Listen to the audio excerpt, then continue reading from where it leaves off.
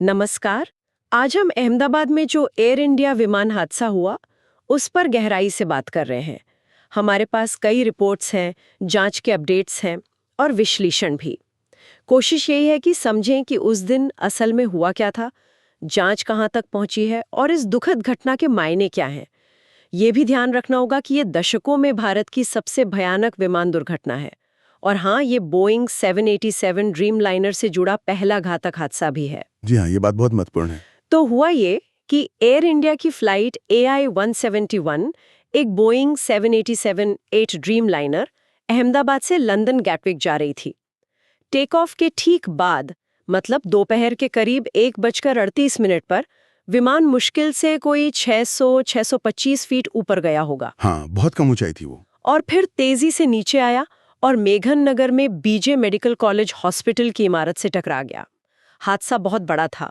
विमान में 242 लोग थे, 230 यात्री, 12 क्रू मेंबर्स। और दुख की बात है कि सिर्फ एक यात्री, ब्रिटिश नागरिक विश्वास कुमार रमेश ही बच पाए। जी। और सिर्फ इतना ही नहीं, जमीन पर जहां विमान गिरा वहां भी 19 लोगों की जान चली गई। तो कुल मिलाकर करीब 260 मौतें हुई। और यहाँ जो बात सबसे ज्यादा ध्यान खींच रही है और जांच का केंद्र भी है, वो ये है कि टेक ऑफ के सिर्फ 33 सेकंड बाद, सिर्फ 33 सेकंड? हाँ, महज 33 सेकंड बाद और इतनी कम ऊंचाई पर दोनों इंजनों का एक साथ फेल हो जाना। देखिए, तकनीकी रूप से ऐसा होना लगभग नामुमकिन माना जाता है। बहुत ही दुर्लभ। अच्छा जी।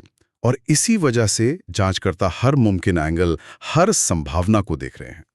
ये वाकई हैरान करने वाली बात है। मतलब आजकल के विमानों में तो कितने सेफ्टी फीचर्स होते हैं, बैकअप सिस्टम्स होते हैं ना। बिल्कुल। तो फिर दोनों इंजनों का एक साथ बंद हो जाना, ये तो जांच के लिए बहुत बड़ा सवाल है। बहुत बड़ा सवाल। देखिए, आधुनिक जेट इंजन बहुत भरोसेमंद होते हैं और दो इंजन वाले विमान इस तरह से डिजाइन किए जाते हैं कि अगर एक इंजन फेल भी हो जाए तो वो दूसरे इंजन पर सुरक्षित उड़ान भर सकें, लैंड कर सकें। हाँ, ये तो सुना है। तो दोनों का एक साथ फेल होना, और वो भी टेक ऑफ के तुरंत बाद, ये किसी बहुत बड़ी प्रणालीगत गड़बड़ी की तरफ इशारा करता है। इसीलिए जांच का दायरा इतना फैला हुआ है। भारत की AIIB मतलब एयर एक्सीडेंट इन्वेस्टिगेशन ब्यूरो मुख्य एजेंसी है जी। और उनकी मदद कर रही है अमेरिका की NTSB, जो दुनिया में मानी हुई संस्था है हादसों की जांच में, ब्रिटेन की AIB, खुद विमान बनाने वाली कंपनी बोइंग और इंजन बनाने वाली कंपनी GE, सब मिलके काम कर रहे हैं। तो जांच में अब तक क्या पता चला है? कोई शुरुआती संकेत, कुछ लीड्स मिली हैं? हाँ, अच्छी खबर यह है कि विमान के दोनों ब्लैक बॉक्स यानी फ्लाइट डेटा रिकॉर्डर FDR और कॉकपिट वॉइस रिकॉर्डर CVR वो जल्दी मिल गए थे, जून 13 और 16 को ही। अच्छा, ये तो बहुत अहम होता है। बिल्कुल। इनका डेटा अब दिल्ली में एनालाइज किया जा रहा है। इसी से पता चलेगा कि कॉकपिट में आखिरी पलों में क्या बातचीत हुई, क्या अलार्म बजे, विमान के सिस्टम कैसे काम कर रहे थे या नहीं कर रहे थे। तो शुरुआती जांच कई दिशाओं में चल रही है। जैसा हमने कहा, दोनों इंजनों का फेल होना ये तो है ही। फिर ये देखा जा रहा है कि क्या ईंधन में कोई मिलावट थी, क्या फ्यूल लाइंस में कोई दिक्कत थी। अच्छा, फ्यूल की प्रॉब्लम भी हो सकती है। हाँ, क्योंकि अगर फ्यूल में कोई गड़बड़ी हो तो दोनों इंजनों पर एक साथ असर पड़ सकता है। फिर ये भी देख रहे हैं कि कहीं फ्लैप्स या लैंडिंग गियर में कोई मैकेनिकल प्रॉब्लम तो नहीं थी जिसने टेक ऑफ को प्रभावित किया। और एक संभावना जिसकी उम्मीद बहुत कम है लेकिन उसे नकारा नहीं गया है, वो है सैबोटाज, यानी किसी तरह की तोड़फोड़। बाप रे, मतलब वो एंगल भी खुला रखा है। हाँ, जांच में हर संभावना देखनी पड़ती है जब तक कि पुख्ता सबूत न मिल जाएं। आपने कुछ तकनीकी सुरागों का जिक्र किया था पहले, मलबे से कुछ खास पता चला? हाँ, एक बहुत महत्वपूर्ण जानकारी मिली है। विमान की रैम एयर टरबाइन, जिसे RAT कहते हैं, वो एक्टिवेट हो गई थी, मतलब चालू हो गई थी। RAT ये क्या होता है? RAT एक छोटा सा टरबाइन होता है जो इमरजेंसी में विमान के नीचे से बाहर निकलता है और हवा के दबाव से घूमकर बिजली बनाता है। अच्छा, इमरजेंसी के लिए। जी, ये तभी एक्टिवेट होता है जब विमान के दोनों मुख्य इंजन बंद हो जाएं और विमान की अपनी जो बिजली सप्लाई है वो भी फेल हो जाए।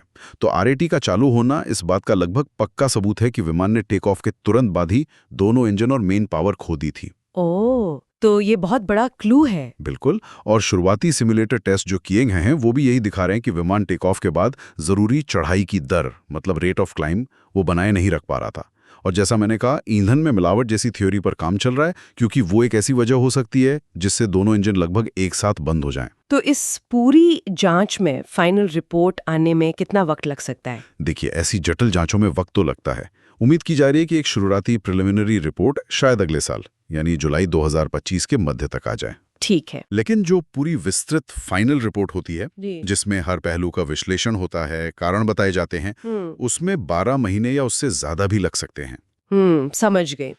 ये तो हुई तकनीकी जांच की बात। जी लेकिन इस हादसे का एक बहुत ही दर्दनाक मानवीय पहलू भी है। बिल्कुल। उस पर भी बात करना जरूरी है। हाँ बिल्कुल, वो सबसे दुखद हिस्सा है। जो एकमात्र जीवित बचे यात्री हैं, विश्वास कुमार रमेश, वो अब अस्पताल से डिस्चार्ज हो गए हैं। हाँ। और ये एक राहत की बात है। हाँ, ये तो है। दूसरी तरफ जो पीड़ित हैं, उनके परिवारों की पहचान और मदद के लिए गुजरात सरकार ने काफी तेजी से काम किया। मौके पर ही मृत्यु प्रमाण पत्र जारी किए गए। परिवारों को संभालने के लिए, उन्हें सांत्वना देने के लिए 230 से ज्यादा शोक परामर्श टीमें, मतलब ग्रीफ काउंसलिंग टीम्स लगाई गईं। ये बहुत जरूरी होता है ऐसे समय में। बहुत जरूरी। और डीएनए जांच के जरिए 231 शवों की पहचान करके उनके परिवारों को सौंपा जा चुका है। अच्छा, और मुआवजे और कानूनी कार्रवाई, उसका क्या स्टेटस है अभी? देखिए, टाटा समूह, जो अब एयर इंडिया के मालिक हैं, उन्होंने हर पीड़ित परिवार को 1 करोड़ रुपए की सहायता राशि देने की घोषणा की है। 1 करोड़? जी। और एयर इंडिया ने अपनी तरफ से परिवारों और जो जीवित बचे यात्री हैं, उन्हें 25 लाख रुपए का अंतरिम मुआवजा देने की बात कही है। ठीक है। इस बीच कानूनी कार्रवाई भी शुरू हो गई है। लंदन की एक लॉ फर्म है कीस्टोन लॉ, वो करीब 20 ब्रिटिश परिवारों की तरफ से केस देख रही है। एक और ब्रिटिश फर्म? स्टुअर्ट्स। उसने एयर इंडिया पर कुछ आरोप भी लगाए थे कि वो परिवारों पर कुछ कानूनी कागजात साइन करने का दबाव बना रही है। हालांकि एयर इंडिया ने इन आरोपों से इनकार किया है। ये सब चीजें भी चलती रहती हैं ऐसे मामलों में। जी हाँ, ये मुआवजे और कानूनी प्रक्रियाएं अक्सर लंबी और जटिल होती हैं। वैसे एक बात और, जांच की शुरुआती व्यवस्था को लेकर कुछ सवाल भी उठे थे। अच्छा, क्या सवाल थे? एक तो ये कि AIB को औपचारिक रूप से मुख्य जांचकर्ता नियुक्त करने में कुछ हफ्तों की देरी हुई थी। और दूसरी बात, शुरुआत में दुर्घटना स्थल की जो घेराबंदी थी, वो शायद उतनी पुख्ता नहीं थी। ऐसी खबरें थी। इससे थोड़ी चिंता जताई गई थी कि कहीं सबूतों से कोई छेड़छाड़ न हो जाए। हालांकि बाद में सुरक्षा कड़ी कर दी गई थी। अच्छा, ये भी एक पहलू है। तो कुल मिलाकर अगर देखें तो ये एक बहुत ही जटिल, बहुत ही दुखद मामला है। जांचकर्ता हर संभावना को देख रहे हैं। कोई तकनीकी खराबी थी, कोई बाहरी दखल था, ईंधन की समस्या थी या कुछ और। बिल्कुल। ये हादसा सिर्फ भारत के लिए ही नहीं, बल्कि पूरी दुनिया की एविएशन सेक्टर के लिए, खासकर बोइंग 787 ड्रीम लाइनर जैसे इतने आधुनिक विमान की सुरक्षा के लिहाज से बड़े सवाल खड़े कर गया है। आपने बिल्कुल सही कहा।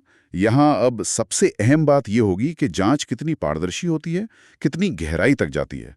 वो जो ब्लैक बॉक्स का डेटा है, मलबे का फॉरेंसिक विश्लेषण है और गवाहों के बयान, खासकर जो एकमात्र जीवित बचे हैं, उनका बयान, ये सब मिलकर ही सच सामने ला पाएंगे। हाँ, उनका बयान तो बहुत महत्वपूर्ण होगा। बहुत ज्यादा। और अच्छी बात यह है कि इसमें कई अंतर्राष्ट्रीय एजेंसियां शामिल हैं।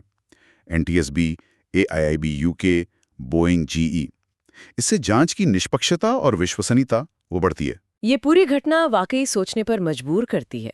हम एक तरफ एविएशन टेक्नोलॉजी में इतनी तेजी से आगे बढ़ रहे हैं, ड्रीम लाइनर जैसे इतने एडवांस्ड विमान बना रहे हैं, लेकिन क्या सुरक्षा के जो मानक हैं, जो प्रोटोकॉल्स हैं, वो भी उसी रफ्तार से मजबूत हो पा रहे हैं? ये एक बड़ा सवाल है। या फिर इस तरह की जो जटिल दुर्घटनाएं होती हैं, उनमें किसी एक निश्चित कारण तक पहुंचना, क्या वो हमेशा ही एक बहुत बड़ी चुनौती बना रहेगा?